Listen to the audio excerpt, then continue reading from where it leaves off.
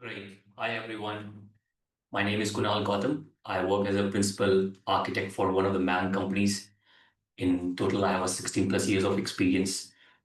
Have had my own startup and have spoken at multiple big data, Hadoop, and AI/ML conferences around the globe.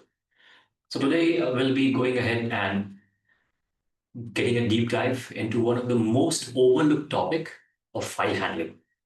Just keep in mind, be it any big data processing system, Spark, Hadoop, MapReduce, HBase, or you have your databases. End of the day, they are all glorified file processing engines. So in case you just understand the basics of file, the rest of the services and solutions, they are just an abstraction over it. And that's the reason you should put so much emphasis into understanding file systems and files as such, because there's a lot of misnomer as well as people don't understand the basic. So we will go for a deep dive into it. So let's first of all start thinking what's a file, especially for folks who are coming from the Windows background. Uh, Windows give you a perception that there is a folder. You double click on that, you get to a subfolder, and then you're creating a file. But just keep in mind, in reality, in a hard disk, there is no such concept of folder, subfolder, and file. Because on a hard disk, a file is represented as a byte array. Because on a hard disk, it comprises of your tracks and sector. So this is the view of a file from the hard disk view. What is it? So you have a hard disk. Hard disk comprises of and this is how a hard disk look like. Can you see here? There are multiple platters, like concentric circles, which are just placed on top of each other. Then these are the read and write heads, which are allowed to read and write. And what they are doing? These are magnetic tapes. So they will just magnetize and demagnetize. So that's how they're able to save 0 and 1. So hope you can now correlate that the byte array that we're talking about, it's nothing but magnetize and demagnetize on this disk that you have here. Another view of the same hard disk, that this is the spindle. The central part is the spindle. These are the platters. These are the platters. And these are your read and write arms, which is this part. Now let's look at a platter, how the data is saved. So just look at this diagram to begin with. See, it says that A is track, B is the geometrical sector, C is the track sector, D is the cluster. So this is one platter. You have concentric circles to begin with, right? And then between the concentric circles, whatever area that you have, or let's say whatever dimension that you have there, that's known as your track. Then you take this and you divide that into whatever 24 equal segmented lines. One line, like the distance between those two segments, is known as your sector. Again, this is a geometric sector, B. And if you look at where your tracks and sectors, they are intersecting. So this small part is known as the hard disk sector, sometimes also referred to as a block to begin with. And cluster is nothing but like if you have multiple sectors attached to each other, they are known as the cluster here. Just keep in mind, you are writing data continuously onto your hard disk. It means that when I'm saving the data on my file or when my file is getting saved onto this hard disk, it will not be saved contiguously. So let's say the first sector, or let's say the first, and let's assume the first sector is 512 bytes and your file is of 4 KB. It means that it needs to save 8 sectors. And those 8 sector might not be contiguous. Like the first sector can be here, second sector can be here somewhere else, third sector can be here, fourth sector somewhere here, 7, 8, 9, 10, 11, 12. Right? Sorry, 8 sectors total. If 4 kilobyte is there and one sector size is 512 bytes, it means 8 sectors totally you want to save, or 8 blocks you want to save here. And they might not be continuous first of all. So first idea, hey, when I'm storing my file on the hard disk, it's a byte array. Secondly, that byte array itself is not contiguous. It's defragmented. And that's why in Windows, you have the concept of fragment. Bring the files together because it will be easier for the disk to read it. Because how is the disk reading? It's only the read write head, it can move this way. So if you have something close to each other, it will be much more faster. Otherwise, the disk will have to be moved up, then it will have to be pointed to the right block and then placed back again. So this is all consuming time. So now I hope you will be able to appreciate why fragmentation suddenly, disk defragmentation suddenly speeds up your perception that you are able to, your machine is able to perform better. So this is the hard disk view of your file. Now let's move on to the programmer view. And here is the interesting part. So in the hard disk part, you saw that your hard disk is first of all divided into tracks and sectors, the logical sector. A file is just a byte array that gets saved onto the hard disk. And hard disk has no understanding around it's a text file or a binary file or a video file or an audio file, because from the hard disk view, it's only byte array. How are you interpreting that byte array? Hard disk has no understanding. So then what happens? You have a programmer view of it when you are coding. So while you would have been coding, did you ever realize that, hey, I just say file open and I start reading the file? I never get to understand that, file has been divided into tracks and sector, that how it has been saved. Secondly, from the programmer view again, let's say if I'm using a UI, I get to see folder, subfolder, and files. In reality, that's not the case. So what's happening is the operating system is abstracting all these things from you and giving you a couple of APIs to operate upon your file. Or it's giving a UI to look at your file. Take a pause, think about it. Perception versus the reality. From the programmer view, another important concept. As you can see, be it any programming language, there are only couple of operations that you can do on a file. What are those operations? Create a new file, read the file, write data to it and read the file. You can append data to the end of the file. You can rename the file, you can delete the file, you can copy the file, and you can move the file. A little bit distinction. Copy means that you really read all the blocks in sector and you create new blocks for the file. So you have two files, each having its own uh, footprint on the hard disk. Move simply means that you simply say that I'm not copying the content of the file. What I'm doing is in my folder, because folder is nothing but a file in reality. And folder just contains the meta information. Where are the blocks, tracks, and sector of a given file? This is the only information is saved here. So all you can do is if you move a file from one folder to the other, it's atomic in nature. The file content doesn't change. Only this meta information gets copied from one folder file to the second folder file. And I hope you're able to realize that folders are only holding the meta information to the actual file, because the actual file is again fragmented somewhere. So somebody needs to keep a track. Where is the block 1? Where is the block 2? Where is the block 3? Where is the block 4? This meta information is saved as part of your folder structure. The Windows or any UI or even a Mac, it gives you a perception of folder, subfolder, blah, blah, blah. In reality, that's not the case. Another interesting observation, if you can see here, there is no API through which you can write in between a file now. But then the question arises, hey, I open a Word doc and I'm able to make edits there. Like I wrote a file, like going by the logic that you are saying, that I can only append. You can create a file, write a file, append to it, delete a file, move, copy, blah, blah, blah. There is no way I can go ahead and change something in between.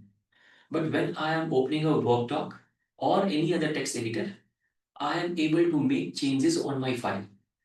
So there is some content, I go ahead, make changes and save it, and things work as is. So are they correlating? So the answer is again yes, but it's a perception versus reality thing. In reality, you can never edit a file. What it means is if you have written a file, you go to any block and center, because there is an operation known as FC.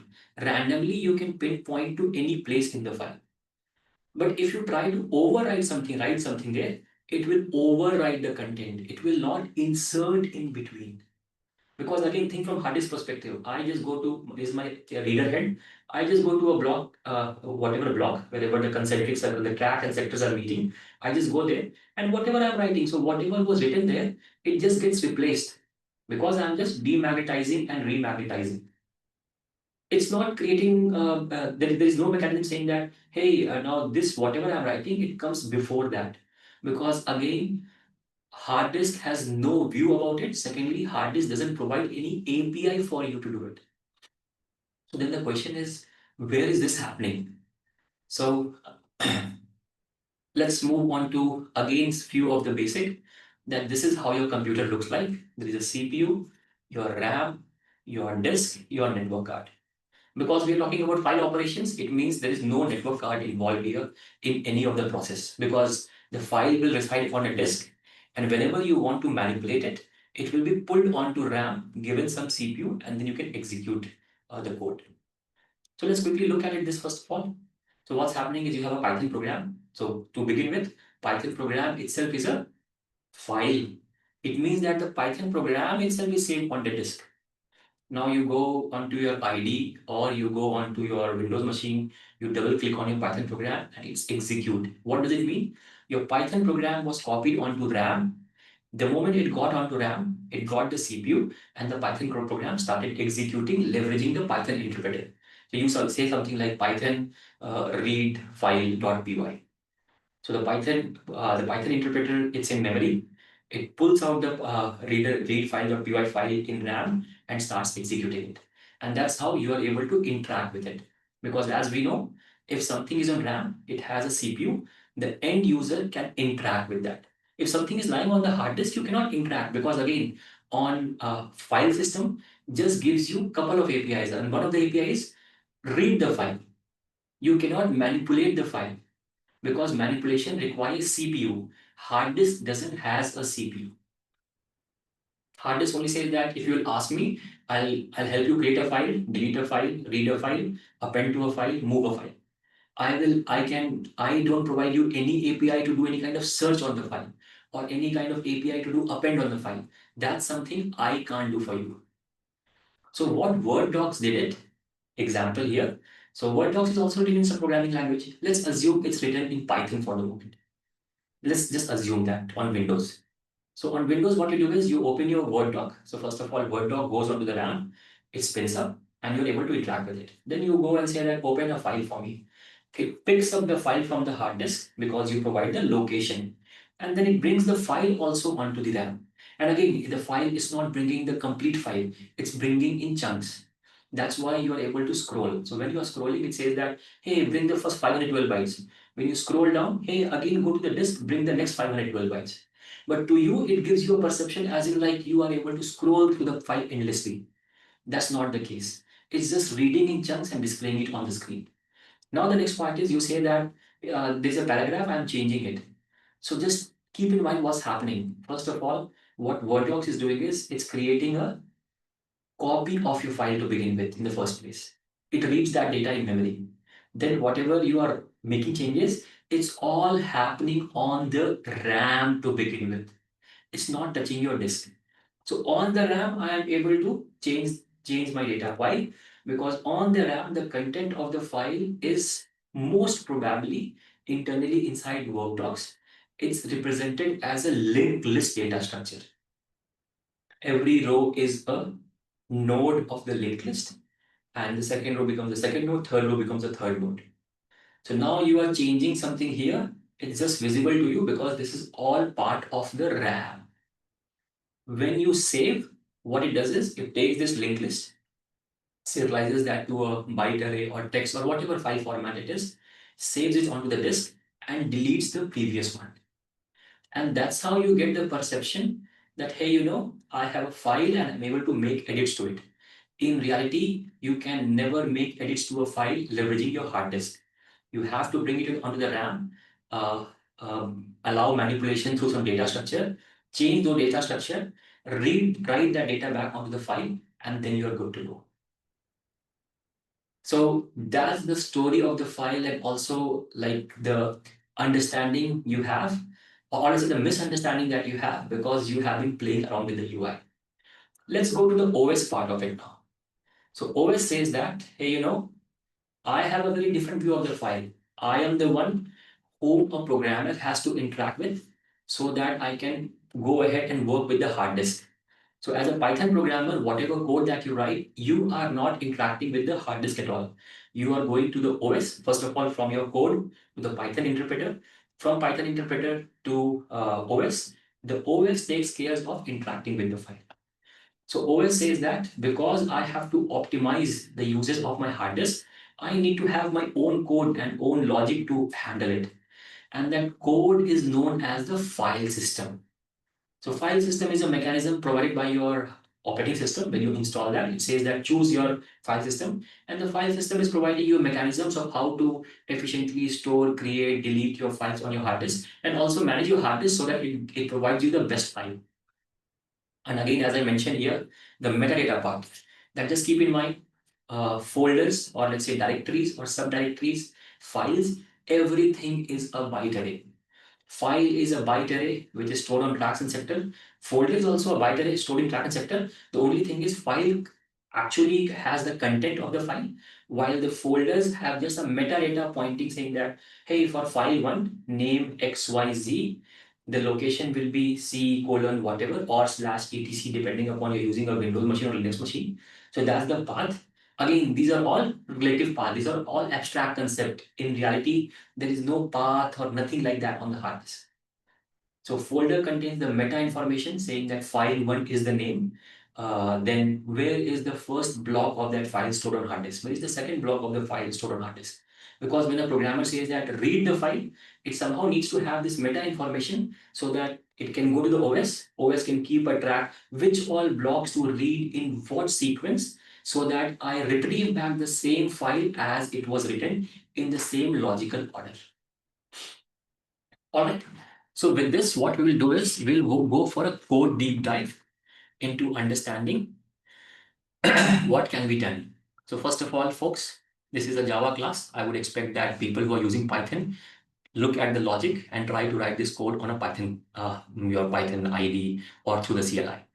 So the first one, what we are doing here in this method, we are creating a file. The file name is example.txt, and we are writing 4 lines to it.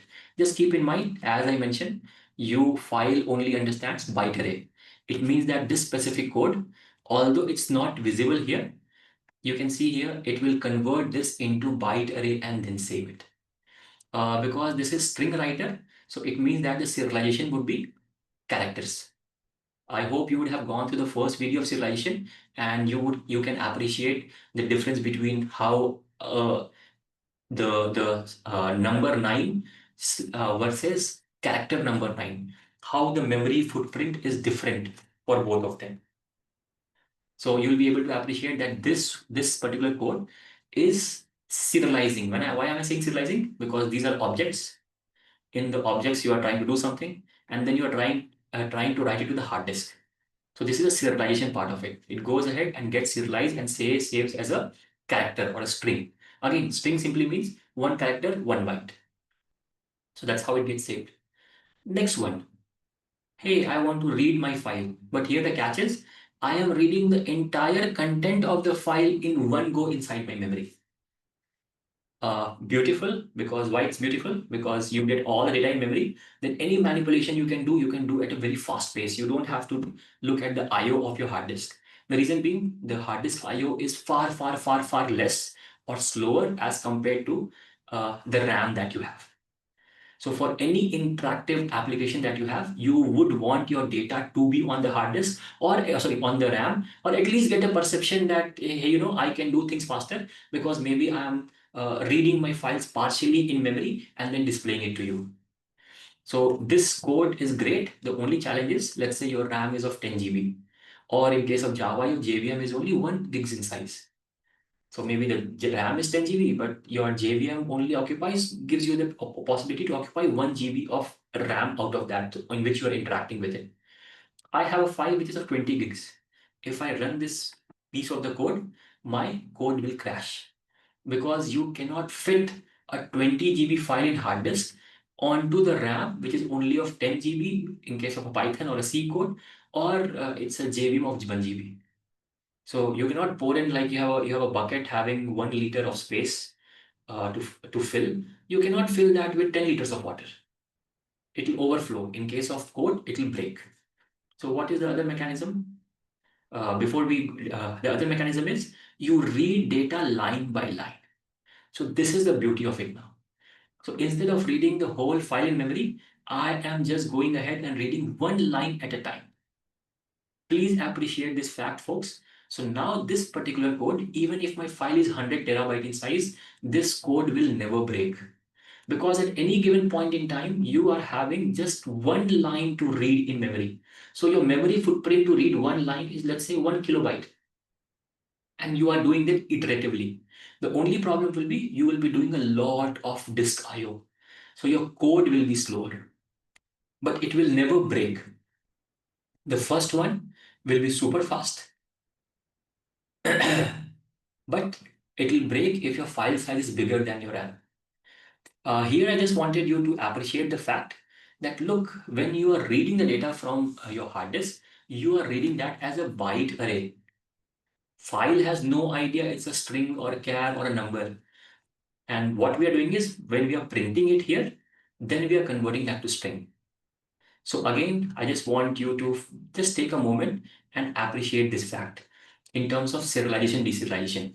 So when you are creating a file, you are doing something in RAM, in your code, whatever buffer writer and everything you did, you created some objects and you want to save it back onto the disk. Disk is byte array. So this is known as serialization. And again, the same idea that, hey, should I treat my in my code the number 9 as a number or a string? It depends upon you. So you can choose what to do. And that's why you either even create a binary file or a text file, how many bytes you have to write. It's all upon you. Now let's look at the second one. When you're reading the whole file in memory. So now you're reading the byte array and then the code is figuring out should I treat that as a string or a number. This is known as deserialization. And again, keep in mind, it was the code which was aware how to serialize and deserialize, not the hard disk. Map it to your database. It is the schema of your database which decides how to save your data onto the hard disk. The hard disk has no idea that this is part of a table or what am I storing here. Example, I have a schema which says that roll number is a number, name is a varchar, blah, blah, blah. It has no idea that the first 4 bytes is a number, second 20 bytes is a string. Hard disk has no idea. It is only the schema of your database and the code, the application which is written in C or C++ for most of your databases. It is aware of how to serialize and deserialize. Hard disk is not aware of it. So we'll quickly run through this and ensure that, and you can see here, first of all, the file was written. We were able to read the file in one shot and display. We were able to read the file in one line at a time and display it. So I hope, again, I will emphasize reading the whole file in memory versus reading one line at a time. Both does the same work. One can crash, one will not. The reading the whole file in memory is always faster because, and if you want to do manipulation, it's much, much faster. While when you do a read line by line, you are doing multiple disk IO and that will always be slower. So with this, I hope you have a very crystal clear understanding. What we'll quickly do is whatever we have learned till now, we will quickly go on the CLI and see that whatever we have spoken, that's the reality. So this is a Ubuntu box. For most of the folks who are not aware, Linux has multiple flavors. So you have Ubuntu, you have Fedora, you have Red Hat. This is the Ubuntu flavor of Linux that you see on the screen. So Ubuntu flavor of Linux, they have their own commands or CLI, command line interface. Whatever you see here, this is the command line interface. What's a CLI? Ubuntu said that, look, folks, all who have to work on me, there are some common set of operations everybody has to do. So what I will do is we will create small snippet of code for you, package that as a CLI, make it as a standard and let everybody know so that people can learn that and they should start utilizing these small utility code. Just keep in mind the CLI is no different as compared to writing a Java or a Python code. It's a code given to you by Ubuntu. Because Ubuntu says that I have developed this operating system, how to best interact with that, what information you can extract out of my OS. I am giving a client or a tool for you to leverage and look at things. It's pretty much similar to as you have a database and then you have a workbench. So whosoever has written the database, they have also given you the workbench of how to interact, what to do, what grammar to use, example, SQL to use. It's exactly the same, and every flavor of Ubuntu with the right version, they go ahead and publish all the commands that they have. And just keep in mind, different flavor, different versions, the commands can behave differently. So you always have to go and figure out the documentation or the man page of Linux. So now quickly getting into the whatever we have learned, that first of all, df minus t gives you the file system. What are the different file system? Windows, we have file systems like NTFS. It's here. There is a FAT file system, which was used in the older Windows version. The Linux system has a file system known as ext. For all the folks who are coming from big data, you have your HDFS, Hadoop Distributed File System. For all the folks who are coming from Amazon, it's S3. That's the S3 blob storage file system.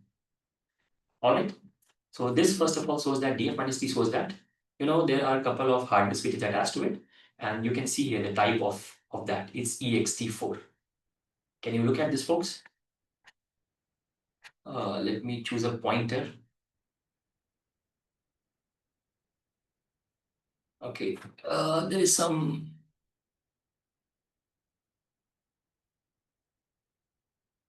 Okay, I hope my uh, pointer is visible. Will this take? Have a look at it here.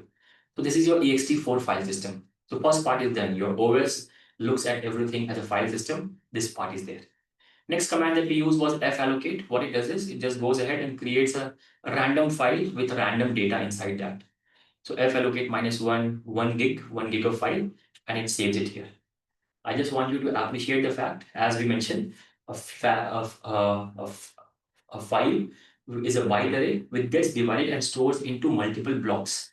So now you can see here, if I use the command file frag -v, which is like verbose, and this is the file name, it goes ahead and says that, look, your file required 262144 blocks, and each block is of 4096 bytes. And this is the actual logical and physical location on the hard disk for this file. So start mapping. Your file was divided into so many blocks of your hard disk. This is the block read IO of the OS. Just keep in mind, do not confuse this with the actual sector size. Generally, blocks are multiple of sector. Sector size is a concept of hard disk. Reading a block is a concept of your OS. So OS says that if I read, I will read minimum 4 kilobytes. 4096 is 4 into 1024. So that's 4096 bytes.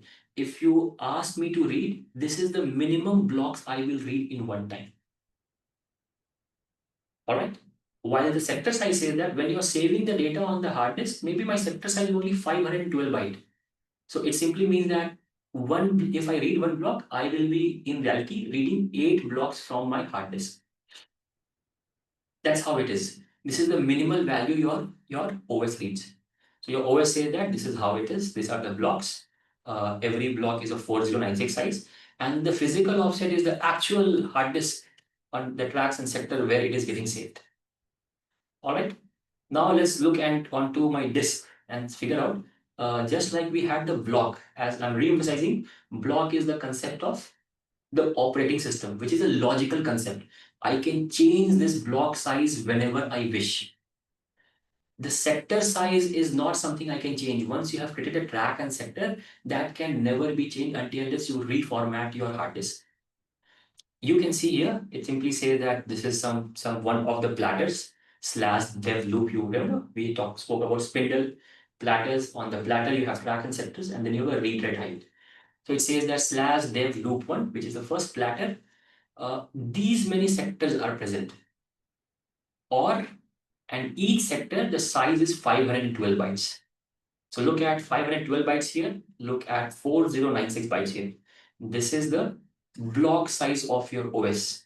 This is the actual physical sector size of your OS. So your file is getting trimmed and getting divided and stored onto 512 bytes of sector on your hard disk by magnetizing and demagnetizing. But when you are reading 4 kilobyte of data at one shot. When we go to the distributed system, you will realize what is the value of it. For folks who are coming from distributed system, start mapping it onto HDFS block size, which is a logical concept. You can change that block size. Here also you can change this block size of your OS. You cannot change the sector size of your hard disk. All right. So with this, just key takeaways. You can never write in between a file on from the hard disk perspective because that will lead to overwriting. Second thing is on your Word docs when you are making some changes, it's purely happening on the RAM. The moment you say a save, it goes and saves the data onto the hard disk, deletes the old file, and that's why you have this swap file being created.